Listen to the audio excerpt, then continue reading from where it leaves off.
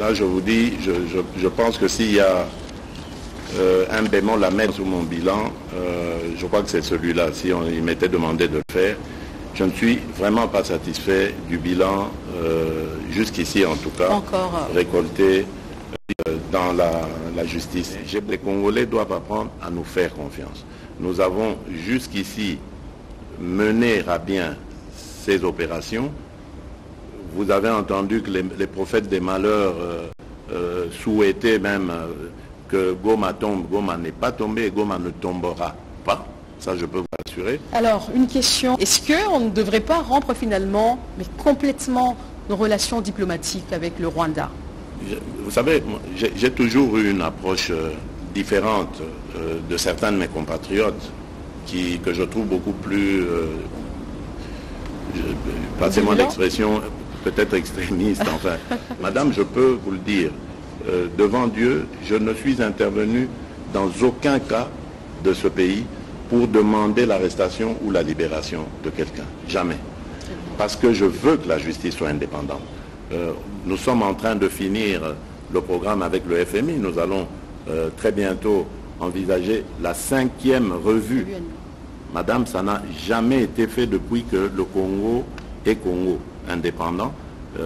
Et même en passant par le Zaïre, jusqu'à maintenant, on n'est jamais arrivé à 5 revues avec le FMI. Ça s'arrêtait toujours à 4 dans le meilleur des cas. Aujourd'hui, on est à 5 et on va les continuer si c'est possible. Excellence, Monsieur le Président de la République, bonjour. Bonjour, Madame Salama. Merci, au nom de tous ces compatriotes, d'avoir accepté de répondre à leurs questions. Ils étaient en tout cas très nombreux à vouloir vous soumettre toutes ces questions-là. Nous en avons sélectionné une vingtaine, mais je leur ai promis. On m'a dit qu'il y en avait...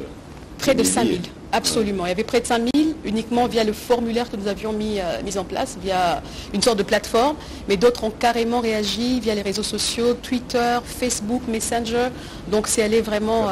Je suis à la disposition de mon peuple. Merci. Ils veulent savoir comment vous vous portez. Ah ben ça va, merci. Ça va très bien.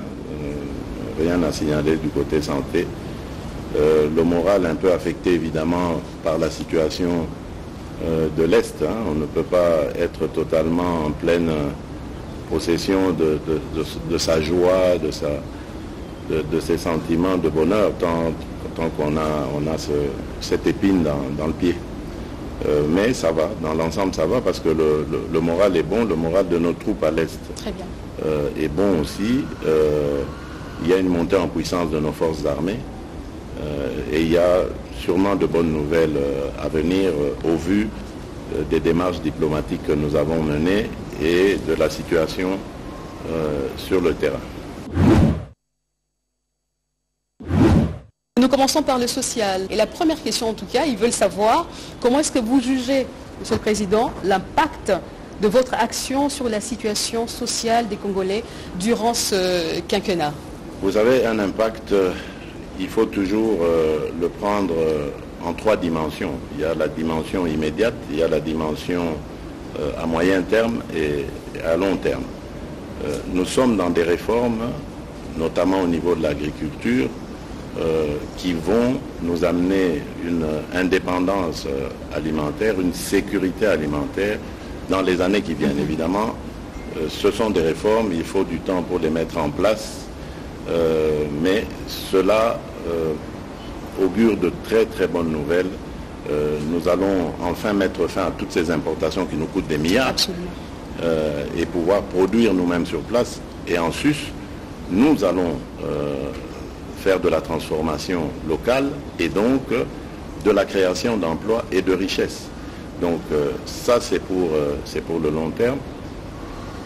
À court terme, bien évidemment, vous le savez, nous avons eu, puisque notre économie est très dépendante de la conjoncture extérieure, nous avons eu des événements à l'étranger, la Covid pour commencer, ensuite la guerre russo-ukrainienne, qui ont eu un impact sur les produits pétroliers, sur les denrées de première nécessité.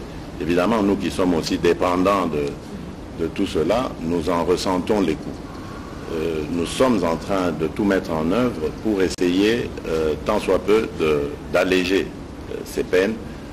C'est le cas avec le carburant où nous avons subventionné, évité à notre population de connaître ce qui s'est passé ailleurs en Afrique, et je ne parle pas du reste du monde aussi. Donc le gouvernement est à pied d'œuvre pour essayer de parer au plus pressé.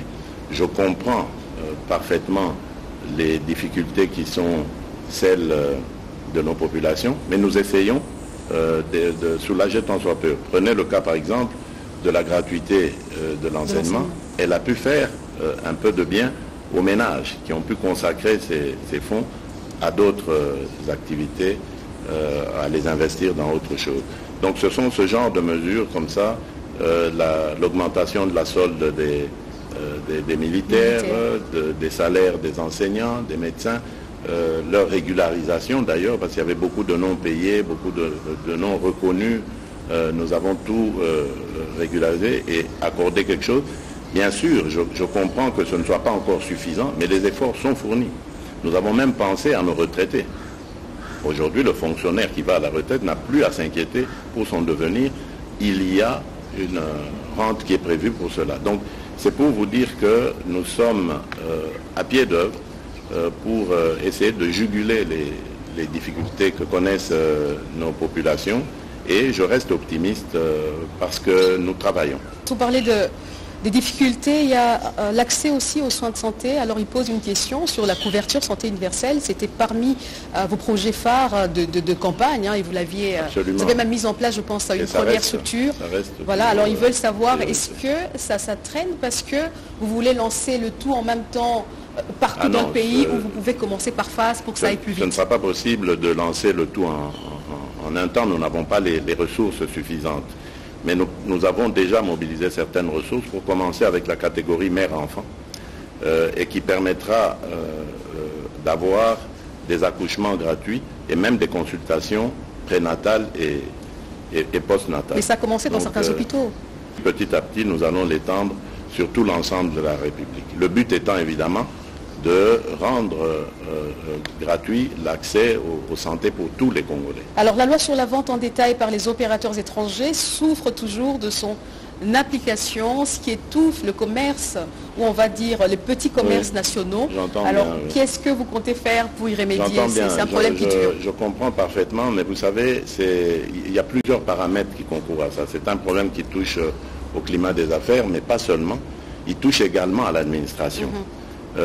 Vous voyez, nous venons de lancer l'identification de tous les Congolais. Cela nous permettra de résoudre énormément de problèmes, notamment en ce qui concerne le sujet que vous avez évoqué, de sortir de l'informel pour le formel. Parce que dans beaucoup de ces compatriotes qui se plaignent de concurrence déloyale étrangère dans le petit commerce, alors il faut régulariser tout ça, voir clair et pouvoir s'y pencher. J'en ai parlé au mois d'avril de cette année en Conseil des ministres pour donner des instructions. Un atelier devait être organisé d'ailleurs par le ministère de l'économie à ce sujet et à ce moment-là, nous aurons les indications nécessaires pour pouvoir prendre les mesures qu'il faut afin de protéger nos petits commerçants. Mais à eux aussi, je leur demanderai de se faire identifier le moment venu, hein, parce que la campagne va bientôt commencer pour l'identification de la population, parce que c'est ainsi que l'État pourra prendre en compte leurs desiderata et surtout protéger leurs intérêts vis-à-vis de ces commerçants véreux qui grappillent sur leur part. Alors, donc nous prenons le problème en charge. Les barrières illégales également, les tracasseries sur la RN1, donc la route nationale numéro 1, ils disent que malgré toutes les missions pour les démanteler du gouvernement, toutes les missions échouent en fait.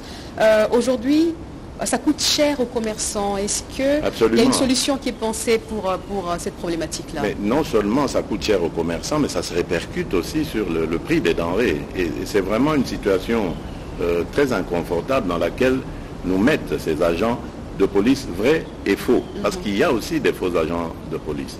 Donc j'ai déjà eu à m'entretenir avec, je pense que c'est le prédécesseur de l'actuel ministre de l'Intérieur, pour que l'on redouble de vigilance, mais surtout d'action, afin de mettre fin à ces tracasseries. Et nous n'excluons pas non plus de faire recours à la technologie Je pense ici par exemple à des drones qui couvriraient des axes entiers pour surveiller évidemment la circulation dessus. Donc nous sommes en train d'envisager plusieurs solutions, le but étant vraiment d'y mettre fin.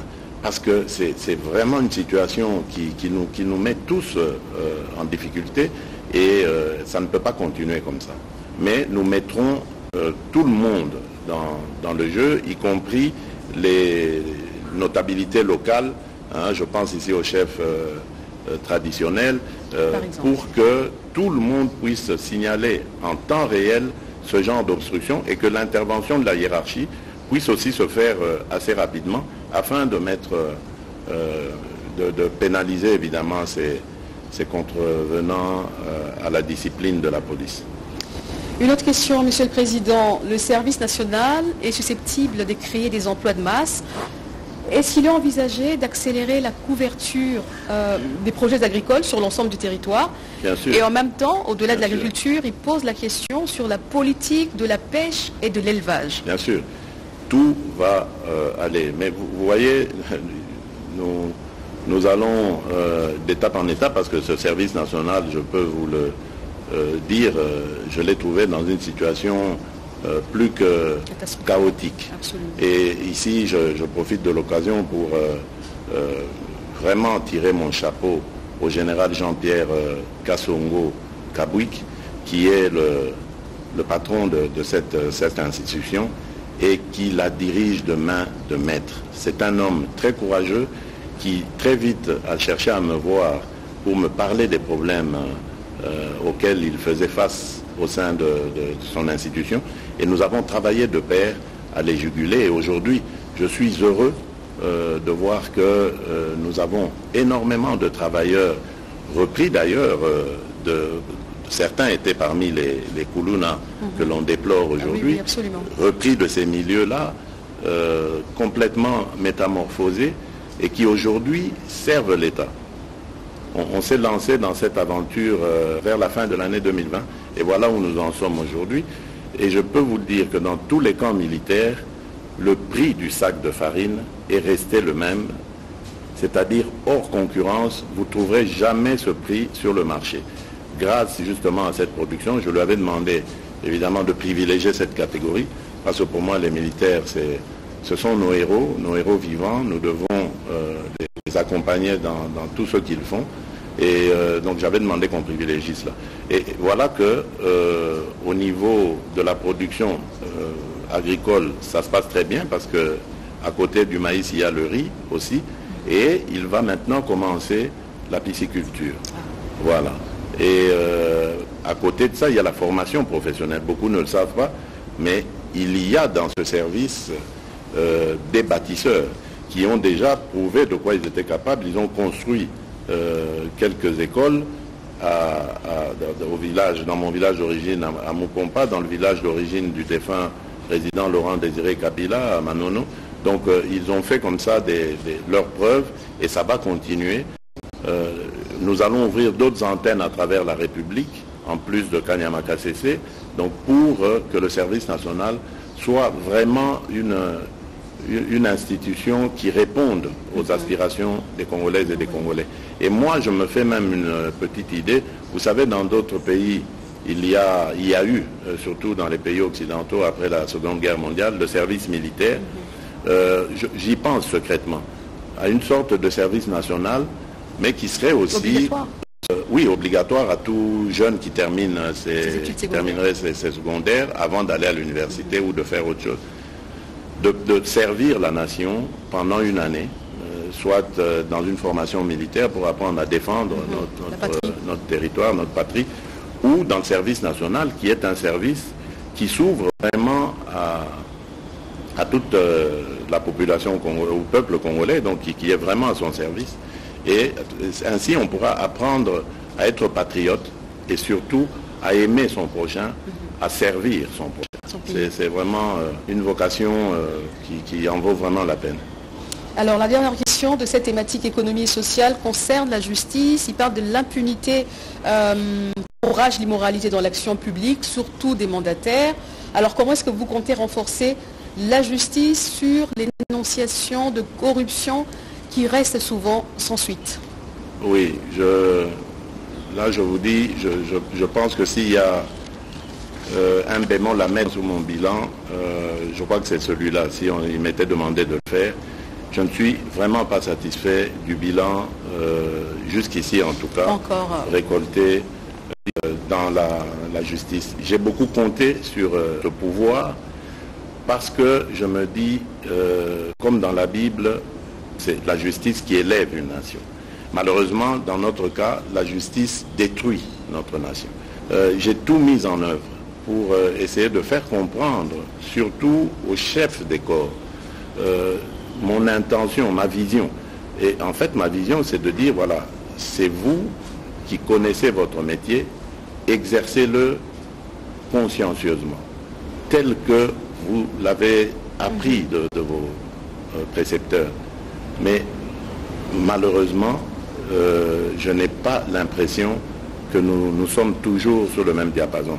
Et nous récoltons souvent la critique de l'opinion de manière injuste, qui pense que, par exemple, je prends comme ça un cas, lorsqu'on met quelqu'un en prison préventive en attendant son jugement et qu'après on le libère, on pense toujours qu'il y a une intervention de l'État. Madame, je peux vous le dire, devant Dieu, je ne suis intervenu dans aucun cas de ce pays pour demander l'arrestation ou la libération de quelqu'un. Jamais.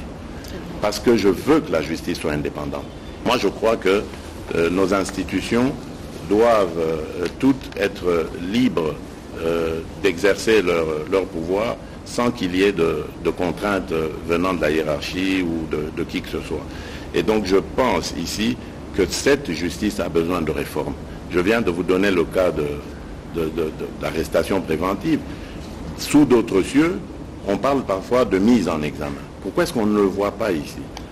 Au lieu d'arrêter quelqu'un et de le jeter comme ça en pâture dans l'opinion, faire quoi? Parce que dès qu'on arrête quelqu'un, pour le commun des Congolais, il est coupable. Il est coupable. Absolument. Et lorsqu'on le reverra demain dehors, on va dire il a corrompu. Exactement. Ça peut être vrai, ça peut être faux, mais dans tous les cas, ça jette un discrédit sur la justice. Donc il faudrait une réforme. J'ai demandé des études sérieuses là-dessus.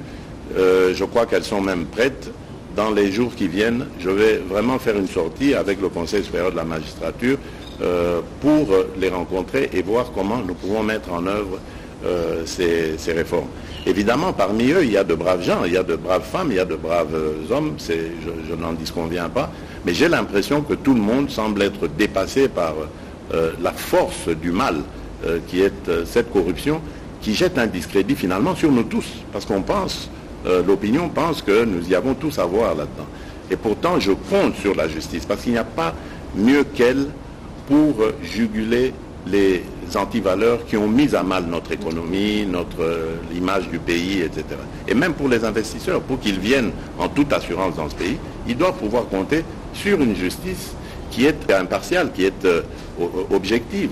Il y a des avancées en justice avec la nomination récemment de plus de 5000 magistrats, 2500 pour 2500 qui seront déjà engagés, là, oui. Et puis des structures qui ont été mises en place pour lutter contre la corruption, notamment l'IGF. Et puis il a commencé à y avoir des arrestations de magistrats, ce qui n'arrivait plus. Donc, il y a des magistrats qui aujourd'hui sont jugés pour jugement inique, des choses comme ça. Donc voilà, on peut commencer à espérer. C'est pour ça que je vous dis, moi je ne désespère jamais. Donc il y a eu certes beaucoup de difficultés dans ce domaine, mais je continue de croire que nous sommes humains et nous, en tant qu'hommes, on ne peut que trouver des solutions. On ne peut pas rester sur les problèmes. On doit trouver des solutions, on les trouvera.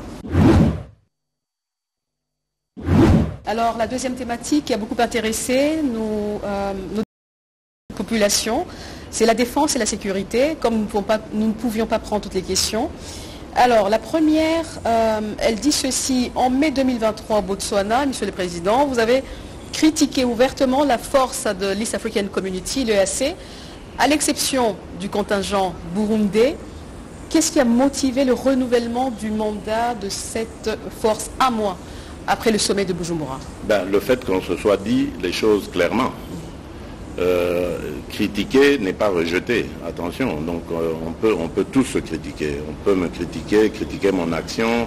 Ça ne veut pas forcément dire qu'on me rejette. Donc vous voyez, il ne faut pas confondre les choses.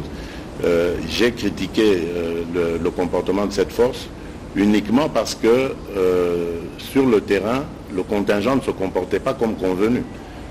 C'était au moment où le M23 était censé se désengager des localités qu'il occupait pour se regrouper en vue d'aller sur le programme de cantonnement, donc de pré-cantonnement d'abord pour être désarmé, puis cantonnement et ensuite entamer le programme de DDRCS.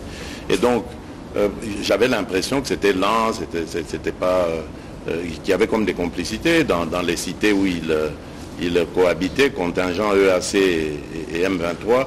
Le M23 continue en terrain conquis, il percevait des taxes, c'était inacceptable. Donc j'ai fait cette critique qui a été entendue et je crois que à partir de là, on a décidé de rectifier les lignes.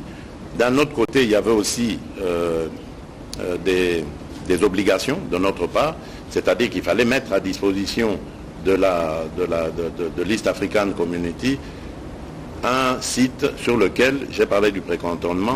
On allait donc effectuer cette opération. Et le site est trouvé, c'est Rumangabo. Il faut donc l'équiper, ce qui est en train de se faire. Et d'ici peut-être la mi-juillet, tout sera prêt pour accueillir justement ces terroristes du M23. Et ensuite, on les amènera à Kindu pour les engager dans le programme des DRCS. Alors, à quand le déploiement de la SADC? Et il pose en même temps la question de savoir, est-ce que finalement, avec toutes ces forces en présence en RDC, on aura la force de l'EAC, on aura la SADC qui va se déployer, on a tous lu le communiqué. Et puis, est-ce que ça ne mettra pas finalement les pays en danger? Parce qu'il ne faut pas l'oublier, il y a d'un autre côté les contingents, les différents contingents de la MONUSCO. Comprenons-nous bien. La SADC, parce que bon, les gens ont vraiment cette habitude de vouloir tout monter comme ça en émotion, etc. La SADC, c'est une organisation à laquelle appartient aussi, à laquelle la RDC est membre. Donc la SADC ne va dépendre, et d'ailleurs c'était l'objet de la réunion de Luanda, la dernière, celle de la semaine passée, la SADC ne va dépendre que du go de la République démocratique du Congo pour venir. Et évidemment, il faudrait organiser cette mise en œuvre, il faut lever des moyens. Donc vous comprenez qu'on est encore loin du compte. La SADC n'a pas une date précise, n'a pas décidé. Elle va se mettre, comme ça a été décidé à Luanda récemment, au service ou à la disposition plutôt de la République démocratique du Congo, qui, le moment venu, si elle en a besoin, lèvera cette option. Pour le moment, nous sommes engagés dans le retrait et le cantonnement du M23 pour que nous puissions ramener nos populations dans leur localité et que nous poursuivions le processus électoral parce que ces populations doivent être enrôlées. La CENI nous rassure que c'est fort possible de le faire, il n'est pas trop tard, on pourra toujours, rien n'est perdu de ce côté-là. L'essentiel étant d'abord le retrait et le cantonnement de M23. Ensuite, nous verrons. Tout ça, ce sont des questions, des préoccupations des Congolais, je comprends, mais les Congolais doivent apprendre à nous faire confiance. Nous avons jusqu'ici mené à bien ces opérations. Vous avez entendu que les prophètes des malheurs souhaitaient même que Goma tombe. Goma n'est pas tombé et Goma ne tombera pas. Ça, je peux vous assurer. Et même, nous prendrons toutes ces localités et ramènerons tout le monde à la maison, ainsi que la paix qui sera sauvegardée. Alors, il demande au départ de toutes ces troupes, l'EAC, la SADC, est-ce que finalement les FARDC qui sont habitués à être assistés seront-elles en mesure de bien accomplir leur mission? Je vous ai dit ici que les FARDC sont en train de monter en puissance. Nous allons dans quelques mois terminer la formation de dizaines de milliers de recrues qui vont donc venir renforcer les FARDC pendant que les autres seront peut-être relevés et recyclés, parce que vous savez que l'une des raisons de nos déboires à l'Est, c'est aussi le fait que ces troupes ont trop longtemps été au front, ont connu beaucoup d'émotions, beaucoup de difficultés, certains étaient blessés, certains ont vu les leurs perdre la vie. Tout ça a eu des impacts psychologiques certains et il faut renouveler cela. C'est malheureusement pas ce qui se faisait de tout temps ici. Nous avons pris le problème à bras le corps, nous avons fait des réformes au sein de cette armée. Aujourd'hui, nous avons une loi de programmation qui va pouvoir permettre de venir au chevet de cette armée avec les thérapies qu'il faut pour la relever. Et c'était la question qui finissait en tout cas cette thématique. Où est-ce qu'on en est justement avec cette loi sur la programmation militaire et la politique de défense nationale? Dépend de la disponibilisation des ressources. On doit les mettre à la disposition de l'armée. Donc c'est le travail que le gouvernement est en train de faire. Et je vous ai parlé ici de la montée en puissance de cette armée. Ça veut dire qu'il y a des ressources. Mais attention, nous sommes pour le moment en temps de guerre. Donc le programme est un petit peu bouleversé. On ne va pas arrêter de financer la montée en puissance, les équipements, la prise en charge des recrues et leur formation, etc., pour entrer dans une gestion normale de la chose, c'est-à-dire construction des camps, des hôpitaux, et bien d'autres choses, la gestion au quotidien d'une armée. Donc nous devons d'abord faire face à la guerre, la terminer, et ensuite revenir dans le sens normal de ce que nous nous étions convenus. Mais aujourd'hui, ce que je peux dire, c'est que les ressources sont là pour pouvoir parer à toute éventualité, et c'est ce que nous faisons.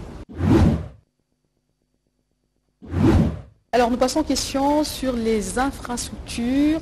La première, c'est d'actualité, je pense, vous venez de Lobito. Alors ils disent, au lieu de construire les chemins de fer de Lobito avec l'Angola grâce au financement américain, notamment de 200 millions de dollars américains, est-ce qu'on ne peut pas financer nous-mêmes le chemin de fer de l'ex-Katanga à Banana ou Boma pour relier l'Est à l'Ouest? Bon, d'abord, il faudrait que je corrige quelque chose. Le chemin de fer est déjà construit. Le chemin de fer de Benguela, Lobito, il est construit, il existe. Et ce qui s'est fait hier à Benguela, c'était tout simplement une mise en commun de nos intérêts, si vous voulez. Ce rail, jadis, à l'époque du Grand Zaïre, ce rail nous servait. À l'époque, on n'allait pas par Kasumbalesa, on n'amenait pas nos minerais par là pour aller jusqu'au Cap et les transporter par mer. À l'époque, tout partait de Kolwezi vers Dilolo et de là en Angola vers le port de Lobito. Et c'est ça qui s'est passé hier. On a réhabilité ce chemin de fer qui était détruit à cause de la guerre en Angola et qui avait contraint la République démocratique du Congo à orienter ses évacuations autrement. Et donc on utilisait le chemin de fer du Katanga jusqu'à Ilebo. Et là on prenait le fleuve, enfin d'abord la rivière Kasaï puis le fleuve, Kinshasa, et il y avait le rail sur Matadi. Et voilà comment on évacuait nos minerais. C'était beaucoup plus long que ce que nous venons de faire hier. Donc vous voyez qu'il y a non seulement un gain de temps, mais aussi un gain sûrement de ressources. Il n'y a qu'une manutention à faire pour le mettre sur le de Kolwezi à Dilolo. Il connecte le chemin de fer qui va vers Lobito et c'est parti. Tandis que celui qu'on avait mis en place, c'était manutention au Katanga, manutention pour tout transférer sur bateau à Ilebo, puis ensuite à Kinshasa, même opération, pour le remettre sur le train, arriver à Matadi, puis sur le bateau. Donc vous voyez, ça avait plus de coûts. Donc ici, je crois que c'est une très bonne opération qui s'est effectuée là. Nous venons d'ailleurs aussi de marquer des points en ce qui concerne l'intégration régionale. Vous savez que je suis très engagé sur ce genre de coopération avec nos voisins. Absolument. Et ici, nous gagnons et l'Angola et la Zambie comme partenaires dans ce projet. Et ça fera que le bonheur de toutes les populations qui se trouvent aux alentours, et même au-delà, parce que les répercussions en matière économique seront largement ressenties dans notre pays, à l'intérieur du pays. Alors une autre question, Monsieur le Président, est-il possible de construire surtout les routes de dessertes agricoles afin de permettre l'acheminement des produits agricoles et faciliter ainsi les échanges commerciaux, mais là plutôt entre provinces de la RDC? Mais bien sûr, je crois que les gens, nos compatriotes, je pense qu'ils n'écoutent peut-être pas assez, ou c'est nous qui ne communiquons pas suffisamment pour leur faire comprendre ça. Mais je vous donne juste l'exemple des 145 territoires, le programme de développement local.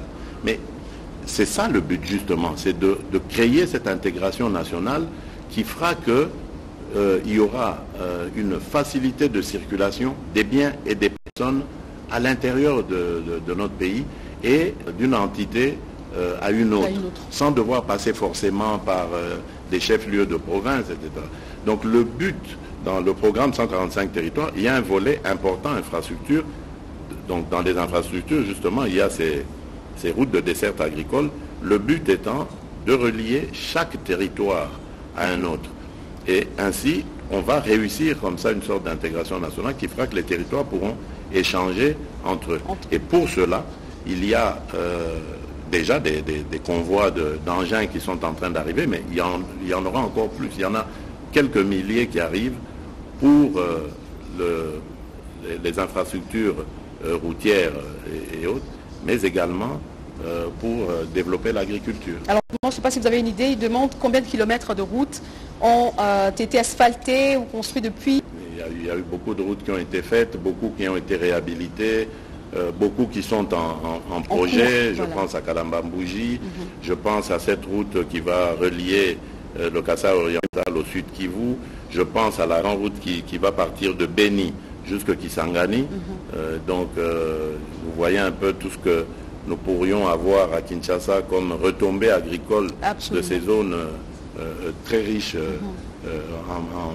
en denrées agricoles. Donc voilà, il y a des grands projets comme ça qui sont en train d'être finalisés déjà. Pour celui de Beni Kisangani, je crois que les études sont en train d'être faites maintenant. Celui de Mbujimai à Bukavu, je crois que les études ont été faites, c'est la Banque mondiale qui va s'en occuper.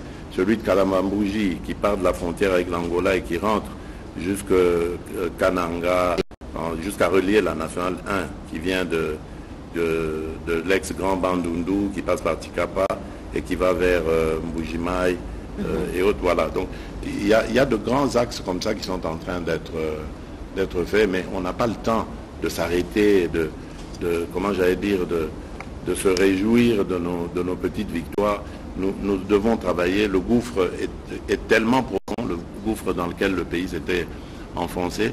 Nous n'avons pas le temps de célébrer, de savourer nos petites victoires. Le peuple a besoin encore davantage de résultats, de prise en compte de ses intérêts, et nous sommes concentrés sur ça. Alors à quand la construction des grands centres médicaux pour chaque province, mais vraiment des hôpitaux, 200 lits avec des équipements de pointe? Voilà, une fois de plus, là aussi c'est une question de ressources. Et nous avons dû faire un choix. Nous avons pensé que économiquement, il serait rentable de réhabiliter celles qui sont. Bien que, c'est vrai, comme dans le cas du camp Tchatchi, c'était en réhabilitant que nous avons vraiment construit quelque chose de beaucoup plus grand. C'était un petit dispensaire, mais que j'ai voulu voir plus grand, mais rien que pour rendre hommage à nos soldats.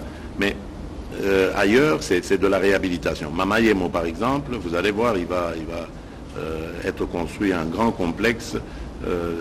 C'est vrai que c'était déjà un grand hôpital, mais là, on va le moderniser et le faire en hauteur pour gagner plus d'espace et de place aussi. Ailleurs, c'est de la réhabilitation que nous avons faite parce que justement, les moyens ne suivent pas encore. Mais vous verrez que dans le cadre du programme des 45 territoires, nous avons veillé à ce qu'il y ait un centre médical dans chaque territoire et qui comprendra quand même les équipements nécessaires pour pouvoir prendre directement en charge les cas les plus urgents, les plus graves, en attendant un transfert. Donc le projet existe, mais évidemment, comme je l'ai dit, c'est une question de ressources. Là, nous sommes en train de tout mettre en œuvre pour rendre d'abord accessible aux soins de santé tout le monde. ça je trouve que c'est plus important que de construire des grands hôpitaux. Il faut que tout le monde puisse en tout cas être en mesure de bénéficier des premiers soins. Vous savez que par exemple pour la malaria, le palu, il tue plus que le sida. Absolument.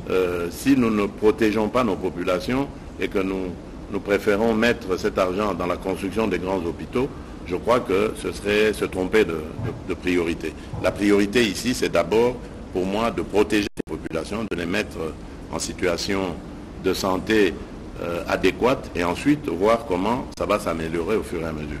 Le Congo est un grand chantier, je l'ai toujours dit.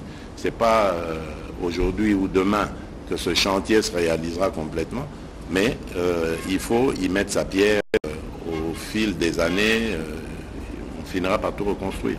Alors, la dernière question en infrastructure, quelle est finalement votre politique en matière de logement? Est-ce qu'il y a un projet de construction des logements sociaux? Bien sûr, encore là, une fois de plus, le programme des 145 territoires. Le but qui était visé dans ce programme, c'était de ramener tous les, j'allais dire, les cerveaux, passez-moi l'expression, vers les milieux ruraux. Parce que tout le monde, à force de faire face au chômage, la déglingue de ces territoires, tout le monde a fini par migrer vers des grands centres urbains, allant même jusqu'à les encombrer, etc. Et aggraver les sécuritaires professionnels et tout ça. Donc maintenant, l'ambition que se dote ce programme des 145 territoires est de ramener tout ce monde, en tout cas le plus possible, vers ces territoires. Et donc pour ça, il faut construire des logements décents qui vont pouvoir permettre aux gens, quand ils reviennent des centres, de pouvoir rester dans les mêmes conditions, si pas même dans de meilleures conditions que là où ils se trouvaient au centre, et pouvoir s'adonner de manière beaucoup plus motivée à leurs nouvelles tâches dans ces territoires. Donc oui, il y a un programme qui est compris dans le grand programme des 145 territoires, programme de logement, mais également, à côté de cela, il y en a d'autres. Hein, vous savez que j'ai récemment, dans un des conseils de ministres, demandé à ce qu'on relance, on réhabilite l'industrie de fabrication de maisons préfabriquées qui se trouve à Kisangani, pour qu'on le réhabilite, qu'on réhabilite cette usine, parce que c'est une usine qui a coûté cher à l'État et qui ne sert plus aujourd'hui, qui peut non seulement créer de l'emploi, mais aussi construire des logements. Donc il y a comme ça plusieurs secteurs dans lesquels nous allons nous pencher pour relancer justement ce logement. Des questions sur la diplomatie, on avait beaucoup également, Monsieur le Président. La première, après tous ces voyages à l'étranger, quelles en sont les retombées finalement sur le plan socio-économique pour le pays et pour la population? Bon, le plan socio-économique, vous n'aurez jamais, même s'il n'y en avait qu'un seul, ou vous n'aurez jamais un voyage qui vous ramène immédiatement des retombées. C'est pas, ça ne se mesure pas comme ça, j'allais dire. Les retombées, il y en a beaucoup. D'abord sur le plan diplomatique. Le Congo était, j'allais dire, en isolement ou peut-être en immersion totale. On ne le voyait pas, on ne l'entendait pas. À telle enseigne que lorsque nous avons commencé à dénoncer récemment ici, après l'agression rwandaise, les vraies intentions du Rwanda, nos interlocuteurs semblaient découvrir pour la première fois ou entendre pour la première fois ce genre de choses. Ça veut dire que le Congo avait cessé d'être présent.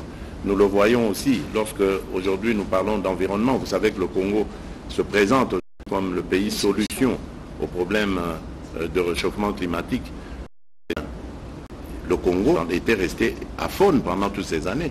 Et c'est pas mal de dire que c'était le Congo d'en face et le Gabon qui avait pris le lead dans ce domaine en ce qui concerne le bassin de la forêt du Congo. Donc, alors que nous sommes, nous, propriétaires au moins de 65% de ce massif forestier. Donc, c'est quand même étonnant que nous soyons restés comme ça, absents de tout ça. Idem pour les minerais stratégiques, grâce auquel aujourd'hui on va avoir une transition énergétique, transition industrielle. Le Congo était absent alors que c'est l'un des leaders mondiaux dans ce domaine. Et grâce justement à ces sorties, nous avons réussi à installer le Congo sur cet échiquier-là. Et aujourd'hui, plus rien ne se fait sans que l'on parle du Congo. Je pense que nous allons recevoir ici deux leaders de deux grands pays, deux des plus grands avec le Congo, qui sont propriétaires de grandes forêts, donc l'Amazonie, la forêt en Indonésie et la forêt équatoriale. Donc le Brésil, l'Indonésie seront ici le mois prochain pour justement montrer leur solidarité avec la RDC, mais à travers la RDC aux autres pays qui appartiennent au même bassin du fleuve Congo, qui vont maintenant nous permettre de pouvoir parler d'une seule voix et de défendre nos intérêts. Nous sommes aujourd'hui, nous représentons le poumon du monde. Des engagements ont été pris à cet effet pour aider justement ces pays qui captent le carbone rejeté par les pays industrialisés, etc. Mais rien n'est fait. Donc tout ça va nous permettre de devenir beaucoup plus forts et de parler d'une seule et même voix et une voix intelligible aussi et de faire. Alors, vous voyez, toutes ces sorties ont servi à cela. À côté de ça, évidemment, il y a l'aide au développement qui a été renforcée. Aujourd'hui, la Banque mondiale a accru son soutien à la République démocratique du Congo, grâce non seulement à notre bonne gouvernance, on pourra en parler si vous voulez, mais surtout aussi grâce à ces contacts qui ont attiré leur attention pour leur dire attention, quelque chose est en train de se passer aujourd'hui en République démocratique du Congo. Nous sommes en train de changer de narratif, nous voulons changer de paradigme, mais nous voulons pour cela que vous nous accompagniez par les transferts de technologie, le savoir-faire, mais également, peut-être, pourquoi pas, aussi par vos soutiens qui vont nous permettre d'accroître nos efforts. Et vous avez vu que grâce à tout cela, aujourd'hui, nous avons un budget qui a quadruplé, nous avons des agences de notation qui ont grimpé la côte de la République démocratique du Congo.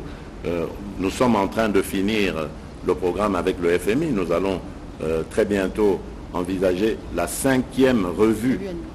Madame, ça n'a jamais été fait depuis que le Congo est Congo indépendant, et même en passant par le Zaïre, jusqu'à maintenant, on n'est jamais arrivé à 5 revues avec le FMI. Ça s'arrêtait toujours à 4 dans le meilleur des cas.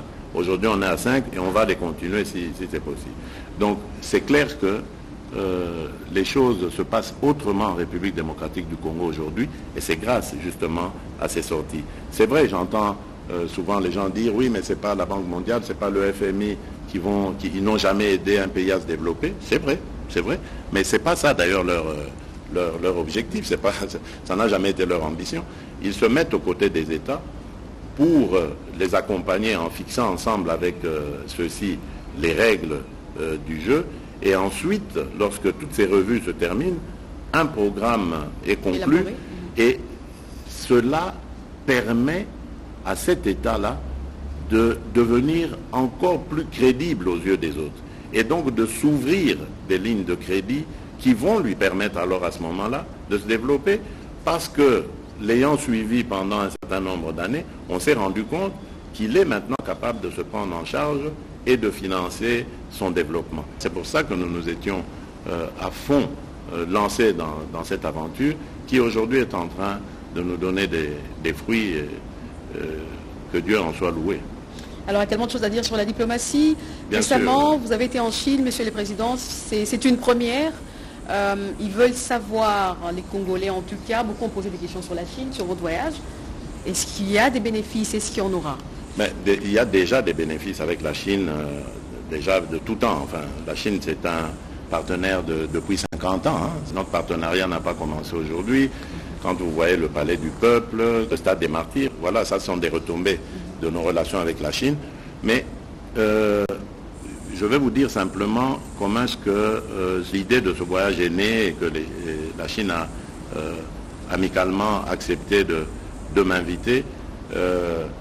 C'est simplement parce que je me faisais du souci au regard de ce que nous avons récolté comme partenariat. Vous savez que depuis quelques années, il y a une sorte de contrat signé avec des entreprises privées chinoises. Absolument. Dont le but était minerai contre infrastructure. Sicomine notamment. Voilà. Mais quand on a fait le constat, et l'IGF d'ailleurs est à ce sujet une référence qu'il faut vraiment prendre en compte, et c'est là que j'ai pris en compte, on se rend compte en fait que le Congo n'a rien gagné de tout ça. Au contraire, c'est quelques individus congolais, et la Chine, elle est restée dans le respect de ses engagements, elle a eu les minerais comme il se devait. Donc, il s'est passé des choses pas correctes qu'il fallait revoir. Et c'est ce que j'ai fait comprendre à nos amis chinois qui l'ont parfaitement compris. Je leur ai fait comprendre également que la République démocratique du Congo ne veut plus servir uniquement de terre d'extraction. Rester qu'à donner nos terres, à sortir ces minerais pour aller les transformer ailleurs et finalement nous revendre les produits finis encore plus chers. Donc nous perdons complètement.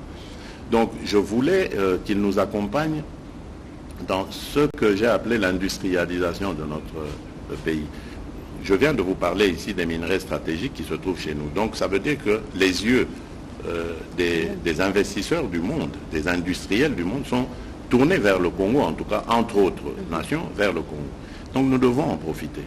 Nous devons jouer sur ça pour que cette industrialisation non seulement se réalise, surtout la nouvelle industrialisation dont on parle aujourd'hui, l'industrie propre, l'industrie verte, qu'elle se réalise en partenariat évidemment avec ces pays, ces grandes nations, investisseurs, et la Chine en fait partie, pour que nous allions dans une sorte de partenariat gagnant-gagnant, que la République démocratique du Congo se retrouve avec ses industries, ses emplois créés, sa richesse créée, et que les partenaires chinois se retrouvent aussi dans leurs investissements, parce que nous allons développer la chaîne de valeur, si pas la totalité de cette chaîne de valeur en République démocratique du Congo, en tout cas une partie importante de celle-ci, quitte à, dans ce partenariat, se retrouver tous heureux.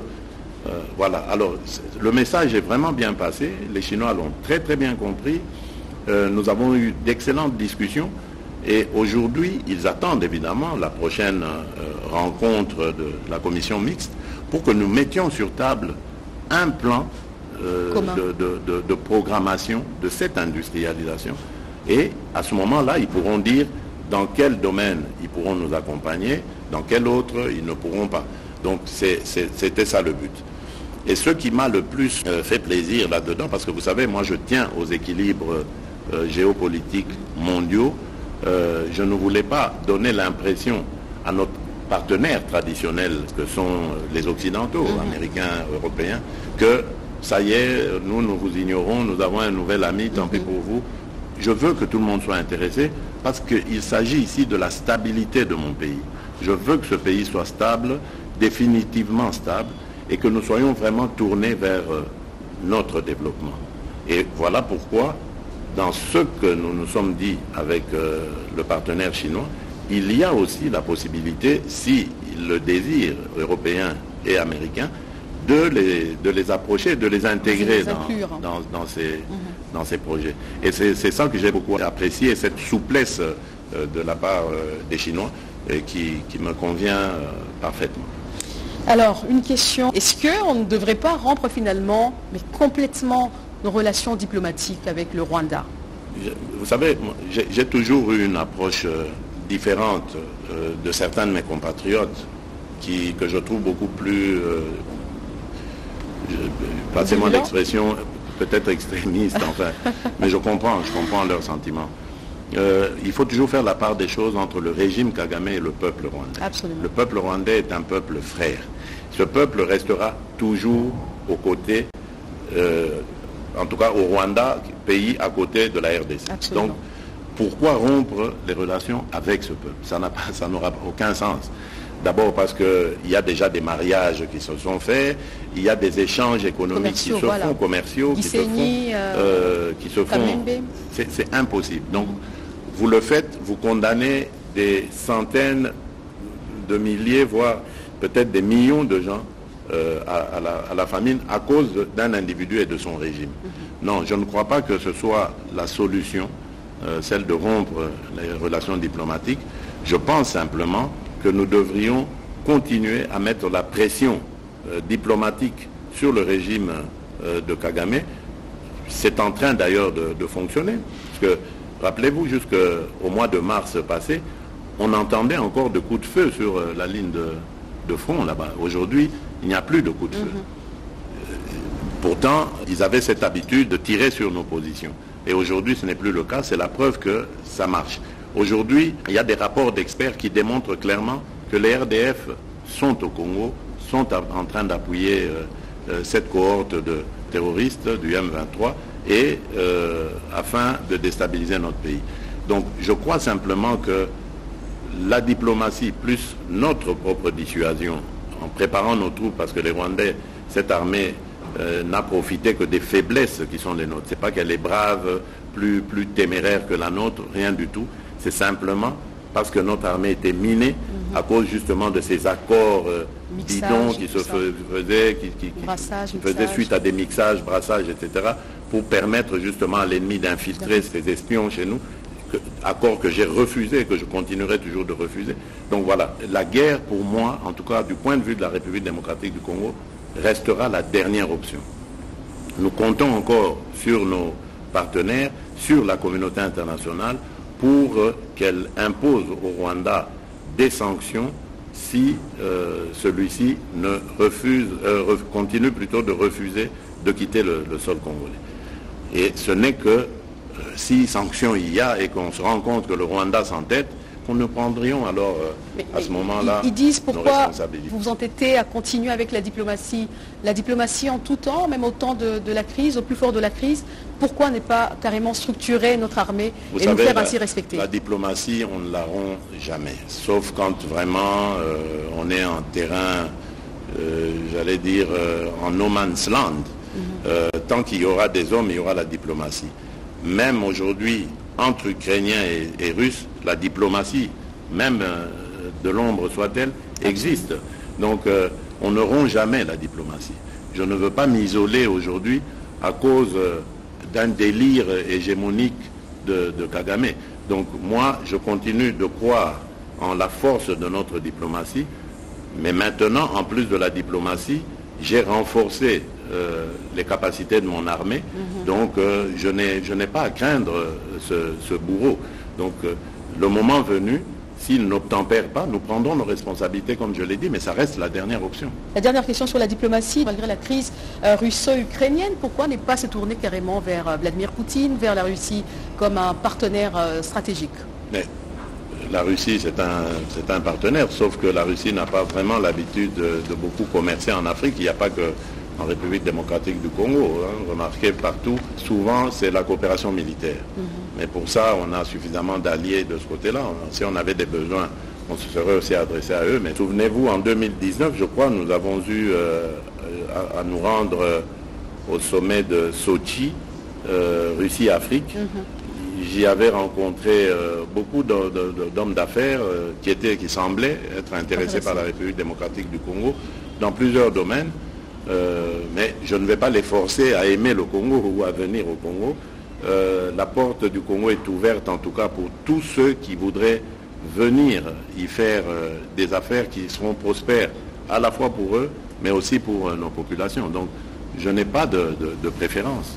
Et quant à parler d'alliance stratégique, je ne sais pas ce qu'on entend par ça, mais il n'y a pas d'alliance stratégique qui ne soit pas définie. Il y a plein d'orientations qu'on peut prendre. Donc, quand on la demande, on doit dire aussi pour quelles raisons les gens voudraient qu'on fasse cette alliance stratégique.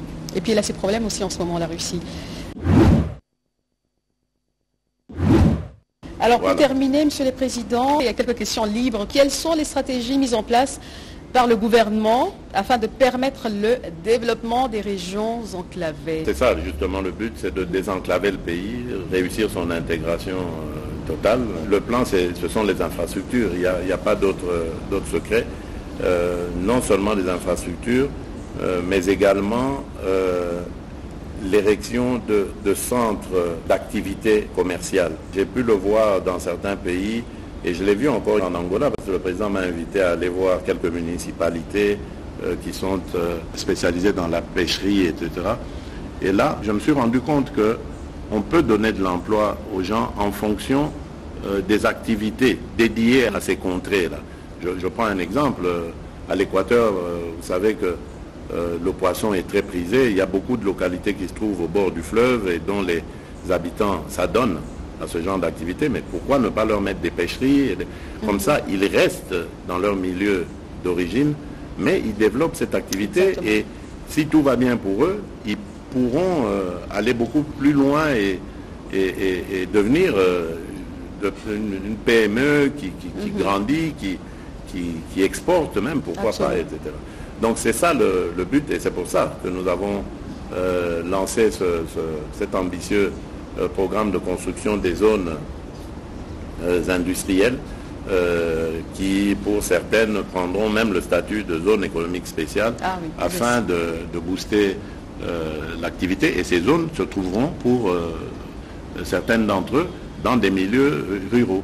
Le grand défi est et restera toujours énergétique.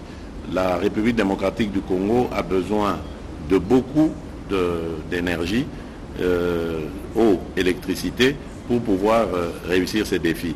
Nous sommes aussi là dans un plan de développement de plusieurs études pour voir comment, à partir des sites hydrauliques que nous avons, il y en a à peu près 600-700 sur tout l'ensemble du territoire, nous pourrons pouvoir comme ça développer des générateurs d'électricité et d'adduction d'eau pour desservir les populations locales. Ça aussi, c'est un programme qui me tient très à cœur, parce que malheureusement jusqu'ici, nous ne sommes arrivés qu'à 30% pour ce qui est de l'eau, de couverture en eau aux populations. Lorsque je suis arrivé au pouvoir, on était à 8 ou 9%. Donc on est quand même à 30%. L'objectif de 2023, c'était d'arriver à 53% pour atteindre les 70% en 2030. Malheureusement, on est un peu en deçà. On doit s'efforcer. À 22% pour l'électricité, on était à 18% en 2018. Donc là, on a encore besoin de beaucoup ramer pour aller beaucoup plus loin. Donc voilà, ça, ce sont les grands défis, les grands objectifs que nous nous sommes assignés et que nous espérons atteindre. L'installation de votre QG dans la partie est du pays, à Goma précisément, vous l'aviez promis. Et puis il y a des villes où vous n'avez pas encore été, vous n'avez pas pu visiter durant tout le mandat, Kisangani.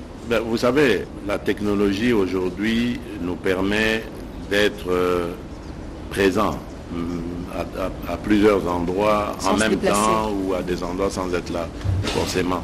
Il y a toujours une perception que vous avez lorsque vous aspirez à une fonction par rapport à lorsque vous êtes dans la fonction. Évidemment, devant le malheur de nos compatriotes à l'époque, lors de la campagne, je me suis dit, je viendrai m'installer ici. Mais lorsque j'accède à la fonction, je me rends compte qu'en tant que commandant suprême des forces armées de notre République, je n'ai pas besoin d'aller m'installer là-bas pour que les choses marchent. J'ai réussi à les faire marcher à partir d'ici. C'est une perception qu'il y avait au moment où j'étais le candidat Félix Tshisekedi. J'ai été à Goma à plusieurs reprises et aujourd'hui, de Kinshasa, j'ai endigué cette progression de ces agresseurs.